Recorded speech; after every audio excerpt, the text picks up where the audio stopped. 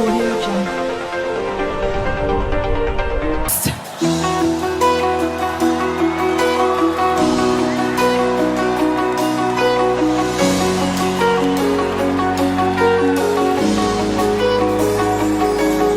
Shalom, shalom. Je suis la prophétesse Israël Abimael. Je dis shalom aux téléspectateurs de Kamensi TV. Merci de m'avoir invité. Je suis la plus heureuse et je suis vraiment très bénie d'être avec vous. Merci. Nous avons une étude ou bien une explication selon le mot prophétie. Ça perturbe beaucoup de personnes, ça dérange beaucoup de personnes. Il y a beaucoup de personnes qui veulent savoir ce qu'est de la prophétie, qu'est-ce que c'est. Parce que les gens sont tellement fatigués des révélations, soit qu'ils ne s'accomplissent pas, soit auxquelles ils ne croient plus, et puis ils veulent savoir est-ce que vraiment il faut toujours croire aux prophéties, ou bien il faut toujours écouter les prophètes. Ils disent aussi qu'il y a trop de prophètes qui poussent comme les champignons un peu partout là, et ça perturbe beaucoup de personnes. Alors ce soir nous allons parler de la prophétie, des prophètes et des révélations, si je peux dire ça. D'abord, qu'est-ce que veut dire le mot prophétie? La prophétie veut dire l'esprit, un esprit qui parle au travers d'un être humain. Ça peut être un esprit maléfique, ça peut être un esprit de Dieu. Ça dépend de l'esprit qui te parle. C'est pour cela que dans le livre des rois, nous avons eu les prophètes Baal et qui ont eu affaire aux prophètes de Dieu, qui étaient Élie à cette époque-là.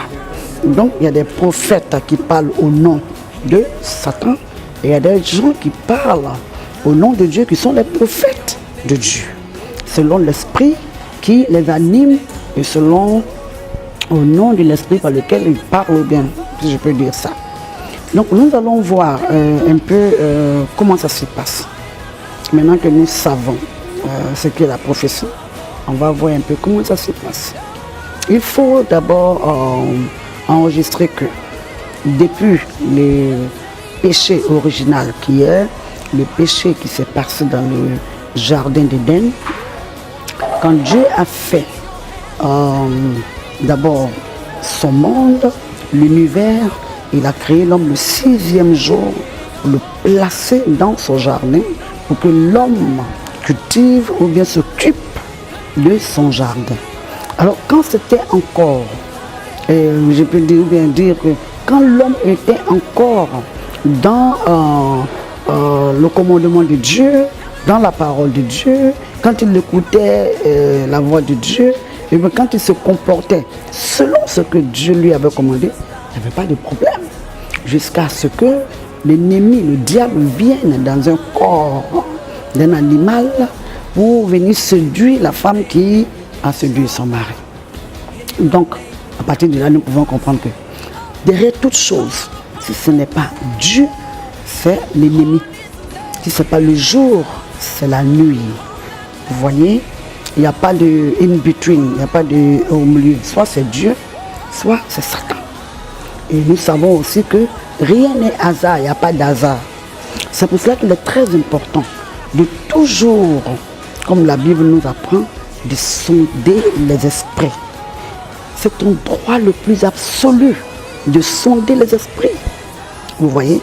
Donc maintenant que nous savons que quand ce n'est pas Dieu, c'est Satan. Et en même temps, nous savons aussi que nous pouvons sonder les esprits. Il faut que celui qui écoute aussi sonde les esprits.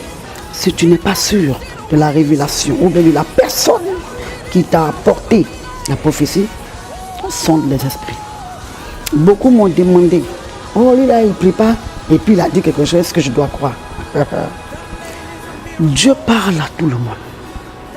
Si Dieu a ouvert la bouche d'un animal, l'animal de qui? L'animal d'un prophète, que le prophète lui-même montait. Comme le prophète s'est laissé corrompre, Dieu a fermé ses yeux, il a préféré utiliser son animal, le donkey que lui-même il montait. C'est lui qui a vu l'ange, c'est lui qui a vu le feu. Dieu peut parler par la bouche d'un animal. Dieu peut utiliser un arbre pour te parler. Dieu peut utiliser, il veut te véhiculer un message. Disons que tu es en train d'aller quelque part. Et puis, dans ta marche, Dieu voit, puis celui il voit au devant. Il voit avant que ça n'arrive. Il veut te prévenir pour te dire, où tu vas là, ce n'est pas bien. Alors, il faut que Dieu trouve un pasteur là pour venir te dire, non. Il peut utiliser quelqu'un pour te dire que là-bas, il y a un problème. Parce que c'est la personne qui est auprès de toi. Dieu veut véhiculer son message. Le Seigneur parlera par la personne. À toi de sonder les esprits. À toi de voir. C'est Dieu, ça dépend de toi. Mais tu as le droit de sonder les esprits. Vous voyez? Que quelqu'un soit prophète ou pas, si le Seigneur veut l'utiliser pour l'instant que là, Dieu peut l'utiliser. Dieu fait ça. Et puis, il y a un mot que vous utilisez aussi, que nous, chrétiens, sincèrement, si tu connais Dieu, que tu connais la parole de Dieu, tu ne dois pas dire. Le verbe peut pas, quand il s'agit de Dieu, c'est un verbe qu'un enfant de Dieu ne doit pas conjuguer quand nous parlons de Dieu. Dieu ne peut pas faire ça. Ce n'est pas vrai. Quand j'entends mes collègues en train de prêcher et puis disent Dieu ne peut pas faire ça, ça me choque, sincèrement. Ça me fait quand même mal. Parce que Dieu peut tout faire. Le Satan qui fait là, qui l'a créé, ce n'est pas Dieu qui l'a créé. La création peut faire, que le créateur ne peut pas. Il n'y a pas une chose que Dieu ne puisse pas faire. Alléluia. Il y a aussi d'autres choses que mes collègues disent. Si la prophétie n'est pas de la Bible, alors ce n'est pas une bonne prophétie. Ça doit venir de la Bible. Alors je ne comprends pas trop. Peut-être qu'à partir de cette vidéo, vous allez nous envoyer vos commentaires et puis nous allons voir ensemble. Sinon, dire que Dieu ne peut pas là, moi je ne comprends pas ça. Et puis la prophétie doit venir de la Bible là, je ne comprends pas trop ça. Je comprends pas tout ça. Ça peut être similaire. Mais à l'époque de la Bible, il n'y avait pas de voiture, il n'y avait pas d'avion, il n'y avait pas de téléphone. Alors si le Seigneur te dit qu'au travers de ton téléphone, quelqu'un peut te lancer un sort, alors comme ce n'est pas écrit de la Bible, ce n'est pas vrai alors. Ça aussi, je ne comprends pas trop. Je ne dirais pas que ce n'est pas vrai, parce que Dieu peut tout faire.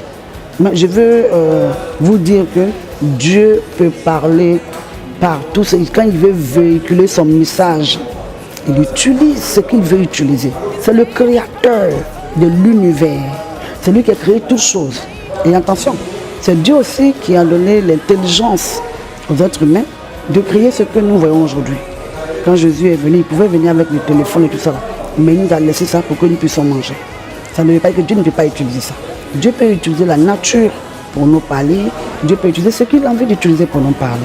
Donc quand il s'agit de Dieu, je vous en prie, ne disons pas Dieu ne peut pas. Ça, c'est pas juste. Peut-être tu peux dire Dieu ne voudrait pas faire ça, ou bien Dieu ne voulait pas faire ça. Mais Dieu ne peut pas, non. Aussi, les prophéties. Quand on vous donne une prophétie, mais quand vous recevez une prophétie d'un prophète, ou bien de qui que ce soit, la Bible nous enseigne que vous devez prier, veiller sur la prophétie jusqu'à ce que ça accomplisse. Mais dès que vous entendez la prophétie, Dieu a fini de parler, je dors. Je m'en fous. Comme Dieu a dit, c'est lui que Dieu il va faire. Alors quand vous ne voyez pas les prophéties s'accomplir, il faut commencer à traiter les gens de faux prophètes. Oh, il faut veiller. Le jour, prenons un peu l'exemple de David. La Bible nous dit que David était derrière les brebis quand le prophète Samuel est parti, loin comme prophète, comme le roi d'Israël. Il ne lui a pas dit que tu vas te battre avec Goliath, tu vas te battre avec Saoul, tu vas te poursuivre, et puis ton fils Absalom va te combattre. Il ne lui a pas dit ça. Tout ce qu'il lui a dit, je te oins comme roi d'Israël. Les détails là, ça appartenait à Dieu. Je suis sûr que si on lui avait dit ces détails, peut-être il allait dire je ne vais pas. La Bible nous apprend aussi que depuis ce jour, l'Esprit de Dieu n'avait jamais quitté David. Tout ce que David faisait, il le demandait à Dieu. Pourquoi? Parce que c'est le Dieu là qu'il avait choisi pour être roi. Alors sur le chemin de la royauté, c'est à ce même Dieu là qu'il avait appelé, qui devait s'adresser. Maintenant, en attendant une prophétie qui vient de Dieu, nous voulons l'accomplir par nos propres forces et par nos propres moyens, qui sont encore les moyens du malin, de l'ennemi. Et quand ça s'est mêlé dans nos mains, il m'avait dit ça, ça ne s'est pas accompli, il est menteur. Allons un peu plus loin. Prenons le cas de Noé. Quand l'Esprit de Dieu lui a dit qu'il devrait construit un bateau. Noé n'était pas quelqu'un qui construisait les bateaux. Il était berger, il avait ses plantations.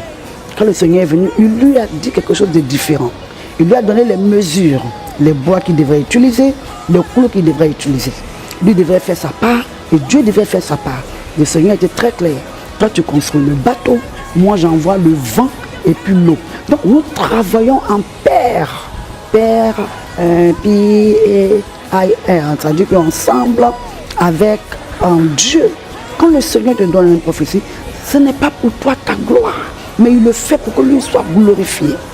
Il a besoin de toi, toi en tant qu'un corps humain, lui en tant qu'esprit, puisque personne ne peut le voir et puis vivre, lui en tant qu'esprit qui vient habiter en toi, utiliser ton corps pour éclater sa gloire, pour montrer qu'il est Dieu. Alors pourquoi, quand on entend une prophétie, nous voulons maintenant laisser le Dieu qui nous avait parlé au travers de la bouche de son serviteur, sa servante, de chercher à faire ce que nous-mêmes, nous voulons faire, comme si nous savions, ou bien nous connaissons ce qui va arriver. Non. Laissons Dieu, ce même Dieu qui a parlé, allons vers lui, prions ce Dieu pour que le Seigneur accomplisse ce qu'il a dit qu'il allait faire. Donc nous devons veiller sur les prophéties que nous entendons. Vous voyez, et aussi aux prophètes. Ce n'est pas toutes les prophéties qu'on doit dire automatiquement. Quand Dieu te donne un don, il te donne la sagesse d'utiliser ce don-là. Ce n'est pas une course. J'entends beaucoup de personnes, c'est comme on veut dire, c'est à moi Dieu a dit premier. Je suis le meilleur prophète. Non, ce n'est pas ça qui impressionne Dieu. Ça peut impressionner les êtres humains, mais ça n'impressionne pas Dieu. Et si ça n'impressionne pas Dieu, il y a un problème. Parce que nous ne voulons pas impressionner Dieu. Nous faisons l'œuvre de Dieu. Non, ce n'est pas une course entre prophètes de courir et puis commencer à annoncer les choses. Pourquoi c'est dangereux? Quand nous annonçons les prophéties rapidement, le camp adversaire peut prendre, puisque le mot a été lâché, le camp adversaire peut commencer à attaquer cette personne-là qui n'est pas peut-être prête à ce genre d'attaque, à ce genre de prière pour résister au malin. Donc souvent nous mettons en danger la vie des gens auxquels nous donnons les prophéties. Quand Dieu nous parle, demandons à ce même Dieu-là s'il faut annoncer la prophétie, ou bien il faut d'abord encadrer la personne, prier pour la personne avant de lui donner la prophétie. Vous ne connaissez pas les gens, et Dieu te dit, dis-lui ça, ça, ça. Et puis on commence à lancer. La personne n'est pas aussi prête, n'est pas trop enracinée dans la parole, et ça perd beaucoup de personnes. Ça a fait que beaucoup qui sont venus à Dieu, croyant que c'est Dieu qui allait les servir forcément. Or, c'est nous qui servons Dieu. Et ça a vraiment dérouté beaucoup de personnes. Quand tu dis à quelqu'un, tu souffres trop, Dieu me dit qu'il va te donner un enfant. Il faut aussi annoncer à la personne que Dieu, l'enfant que Dieu veut lui donner, c'est pour la gloire de Dieu.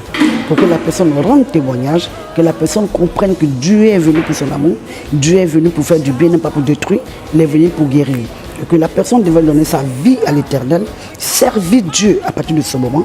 Dieu a choisi ce côté-là pour glorifier non seulement sa gloire, glorifier son nom, mais aussi pour utiliser la personne.